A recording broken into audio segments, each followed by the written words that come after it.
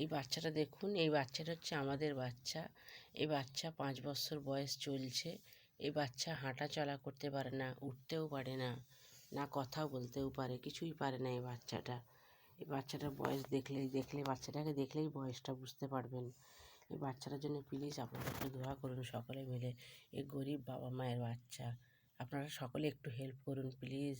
আল্লাহর কাছে সবাই মিলে একটু দোয়া চান, যাতে বাচ্চা যেন নিজে উঠে হাঁটাচলা করতে পারে, নিজের হাতে যেন নিজের কাজ করতে পারে, বড় হয়ে যেন বাবা মায়ের কষ্ট না হয়। গরিব বাবা মায়ের বাচ্চার জন্য একটু সকলে মিলে আপনারা দোয়া চান প্লিজ। আল্লাহর কাছে একটু সকলে মিলে দোয়া করবেন।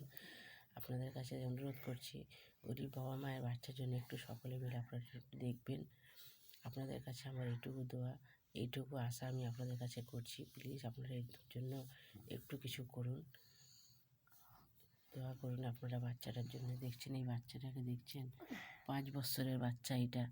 এই বাচ্চা এরকমভাবেই পড়ে থাকে সব সময়ের জন্য, কিছুই পারে না, কথা বলতেও পারে না, উঠতেও পারে না, কিছুই পারে না এই বাচ্চা।